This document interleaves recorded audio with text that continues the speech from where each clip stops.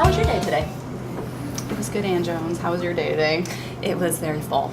Oh, it's busy right now. It is very busy, which is, as everyone always says, it's good to be busy, but It's hard on clients. yeah, things are getting a little bit hectic, it seems like.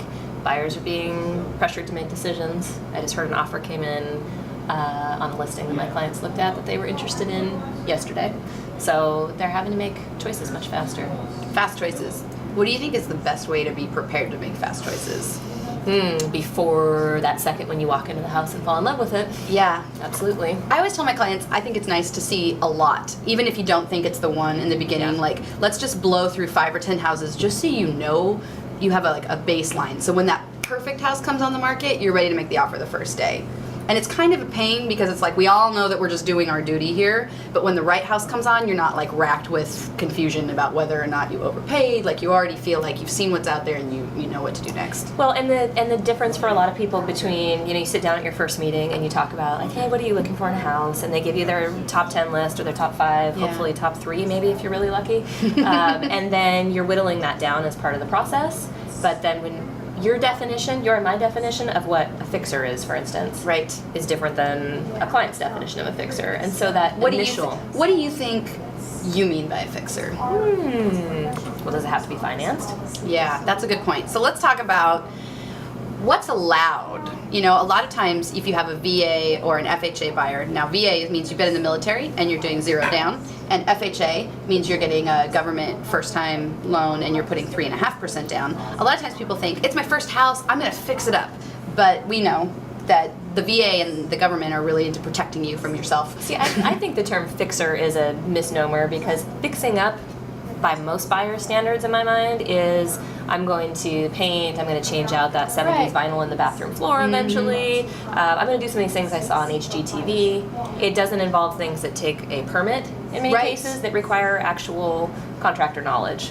So here's a little and moment for experience. you. When realtors say fixer, they mean Cash buyer.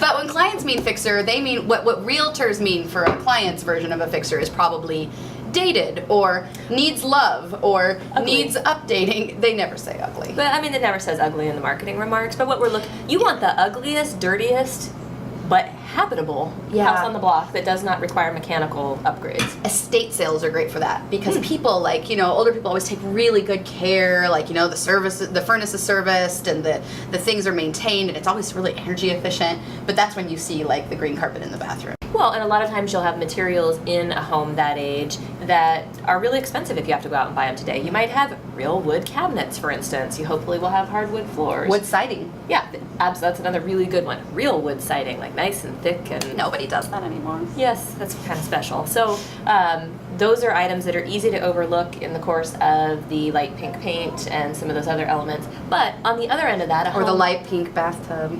I had a green bathtub at my house and sink and toilet. But the trade-off for that too is maybe it's in perfect condition. It's been really well maintained by grandma or whoever came over to the house to take care of it. But after you live there for a year, you're still going to want to update it. And I think that's the part that you want to recognize is maybe it's clean and move-in ready, but are you going to be able to tolerate it for the long run? Which I think leads to the final point. If you have a price range, maybe you have a payment that you're trying to stay under, so you're looking at between $250,000 and $300,000, for example. When you're in that range, you should maybe be keeping in mind the fact that the difference between a $250,000 and a $300,000 house might be $30,000 of needed repairs. Whereas the difference in payment between a $250,000 and a $300,000 house is like a couple $100 a month. Well, and that's why it's one of those really serious conversations. If you're buying alone, you need to have with somebody that you trust. If you're buying together, you need to talk about, because are you really up for a fixer and the things that come post-closing? Or should you spend a little more money at 3.65% right now, for example, and buy something that's done?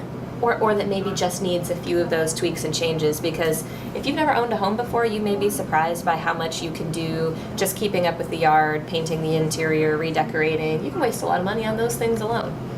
There's always value in home ownership.